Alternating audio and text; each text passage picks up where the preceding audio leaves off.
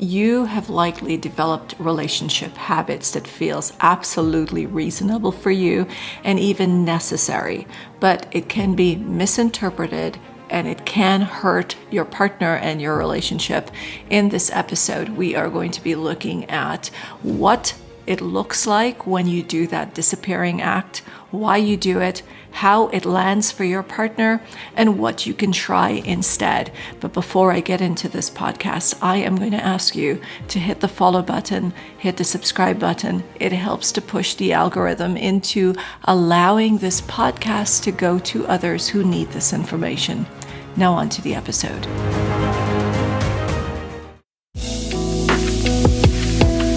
So you may or may not know that you have an avoidant attachment style. And you might be even confused as to why your partner behaves a particular way when you do something. Let's say, for example, you just take some space. You've had a hard day at work. You're now sitting on your couch. You just want to watch TV. And then suddenly your partner says, well, you really don't pay any attention to me. You don't ask me how I'm doing. You don't ask me how my day was. And I feel so neglected and taken for granted in the relationship. You're probably wondering, what the heck? I just had a really hard day at work. I just want to sit in peace. I just want to watch some TV and forget the entire day I've had. The problem is your partner is not a mind reader. They don't know what's going on in your head. They don't know how you're feeling. They don't know how you were brought up. They don't know that you are very good at taking care of yourself. For example, you've had a hard day and you know it's time to de-stress by perhaps watching some TV. Let's talk about why those things happen and why you may even behave the way you do, thinking that it is a normal in a relationship. Even though it is a normal for you, it may not be that normal for relationships. And better yet, let's talk about what you can do for your relationship and things that would help your partner as well. Now, if you've got an avoidant attachment style and you know this, or you may recognize patterns in the relationship that we'll talk about today, feel free to send this to your partner so they can better understand you.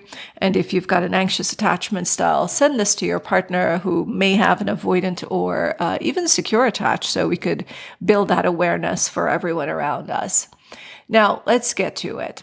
We're going to talk about 7 common avoidant patterns that undermine love. And yes, as an avoidant attached person, you may think that it's completely reasonable and even necessary to you.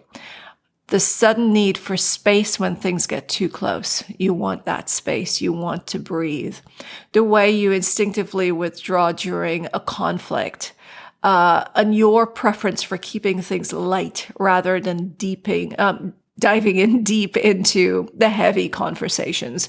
We're going to talk a little bit about that. So first, we're going to deal with the disappearing act. Now, remember, it's always great to take notes. You could always go back to it, or the podcast is going to be here. You could listen to it in the future. What does the disappearing act look like? It's withdrawing without warning when you feel overwhelmed. And why do you do it?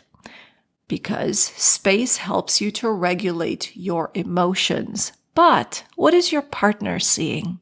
What is your partner feeling?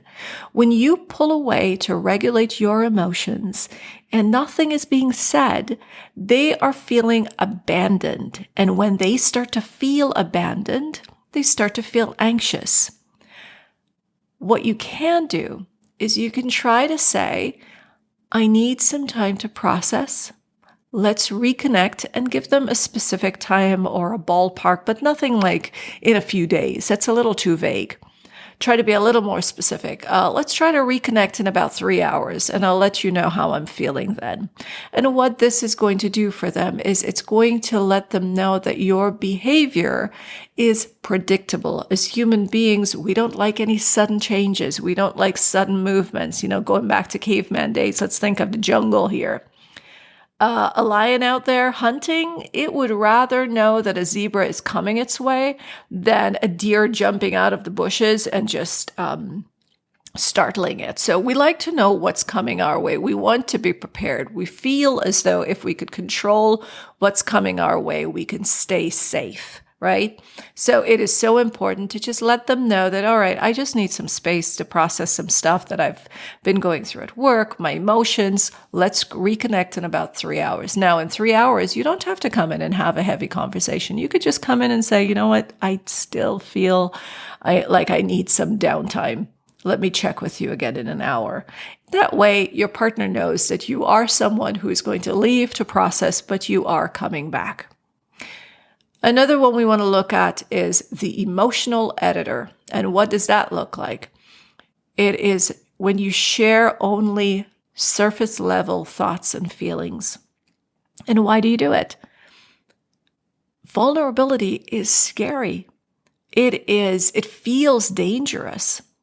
It is frightening. You are exposing yourself to another human being by telling them your feelings and your thoughts. And you're afraid that they can take those feelings, they can take your belief, your thoughts, and use it against you.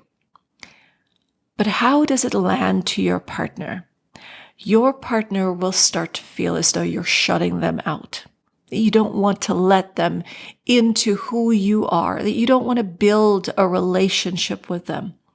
So what you can do is try to share one small vulnerable thing every week and see how that feels. It is going to be uncomfortable initially, but after a while you start to feel a little better about it and you could open up a little more. The third one is the conflict evader. And what does that look like? It looks like shutting down or changing the subject during arguments. Some people will deflect by, sharing something that's funny. And why do you do it? Because conflict feels threatening to your autonomy. You want to be in control of what you say.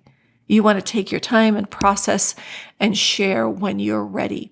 And anything that is too overwhelming, a conflict, is going to make you shut down. You just don't know how to deal with it. You don't know what to say, how to say it. But how does it land for your partner?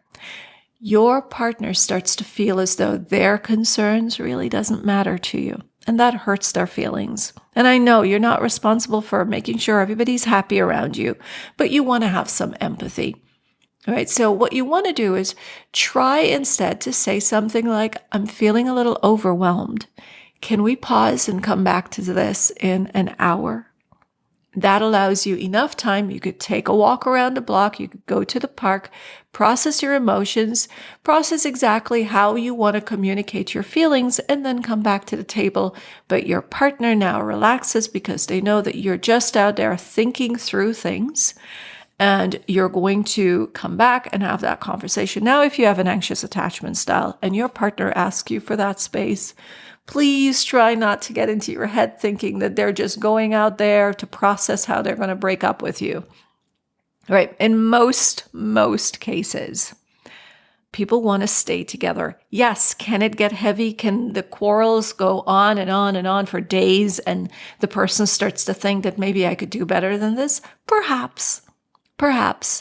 However, if your partner is making that effort to say, I just need some time to process my thoughts and feelings, and I'm going to come back in an hour, then soothe yourself by reminding yourself what you have to be grateful for in the relationship. How has this person shown up for you? Has it been consistently showing that they want the relationship? So you could relax and not worry that they're out there planning and plotting of how they're going to break up with you. Because when we allow our minds to do that, we are going to reach out to them and not give them that space. And then they really become overwhelmed. So you run a bigger risk of pushing that person away when they're asking for space. Number 4, the future dodger. And what does this look like? It looks like avoiding conversations about commitment. And why do you do it? Long-term plans feels constricting. But how does it land for your partner? Your partner is going to feel a little insecure about the relationship. If you're not talking about future plans, about what the future might look like, what you're hoping for to have with them in the future, And they're going to think you're not serious. They're going to want to know, what am I doing here? Am I wasting my time? Does this person have any plans for me, or see me as, and having any space in their lives to have me there? Are they serious about this? What you can do is you can offer small, specific signs that you are invested in the relationship. Say things like, when we start living together, maybe this is what the room would look like, or maybe we could get this piece of furniture when we move in together. But make sure as well that you're not just doing it to hold on to them, that it's not a breadcrumb move, that you're actually seriously thinking about the future, but you don't want to dig too deep. And if they start, running off with their dreams and it becomes a little too overwhelming, you get to say, hey, let's still enjoy what we have now. We could talk about the future, but let's just enjoy what we have and not try to force or rush anything. There's no need to. So you could constantly reassure them and at the same time reduce the overwhelm that you might feel. The fifth one is the reassurance person, or the reassurance resistor of a person. And what does that look like? Rarely initiating affection or verbal affirmation. And why do you do it? You assume that your actions show that you care, except that in the case of an anxious attached style person, they want to hear the words. So the way it's landing for them is that they're questioning your feelings. If they're not hearing it, then they're not really sure if you're into them or not. It's hard for an anxious attached person to really see the actions of another person because they grew up wanting to hear the words that would make them feel comforted and feel safe. So you can try one small loving gesture every day. And that's going to make them feel safe and secure in the relationship. Like I've said before, one text message that says, I'm thinking about you. A simple sentence as that, a simple statement, I'm thinking about you, will give them the energy for the entire day, will make them feel safe and secure for that entire day. The independence insister, that's number 6. What does that look like? It looks like you're keeping a strict separation in finances, your social lives, or your decisions. And why do you do it? Maintaining control feels very necessary. You want to control who gets what information about you, how much space they take up in your life. How it feels for your partner is that your partner starts to feel like an outsider, like the person that you only know who to go to when you have nothing else to do, when you're not working, when you're not hanging out with your friends, and when you're not making big decisions like staying indoors because you've had a difficult day and you want to watch some TV. They feel as though they're the last resort for you, the last option, and it makes them feel taken for granted. Now, the past protector is number 7. And what does that look like? It looks like avoiding discussions about childhood or past hurts. And why do you do this? Well, old wounds can feel a little too painful. It is not easy to deal with a wound from the past. But how it lands to your partner is that they start to struggle to understand you. You see, vulnerability is the thing that builds relationships. And we show our vulnerability by showing our pain, talking about the things that caused us pain in the past. And when we do that, the other person, the person that we want to build a life with, they feel included. What you want to do is try to share one small memory that shaped who you are. So they now get to understand you a little more. The thing about our partners is that they want to understand who we are so that they can also show up and accommodate our needs. So we're denying them that almost a gift because they love doing things. Like I absolutely love preparing meals for the people I really care about. And when they say, no, I don't want that, it takes away something from me. It takes away the joy. They may think that, they don't want to be a burden. They don't want to put me out. But what they're doing is allowing me to have the joy of doing something that I love doing for them. So we want to start bringing people, just opening up ourselves just a little, open our hearts, fight that vulnerability, fight the fear of that we're going to lose our independence, and allow people to come in closer to us. Let me know if this podcast has been helpful. Feel free to share it with your friends. We never know who it's going to help.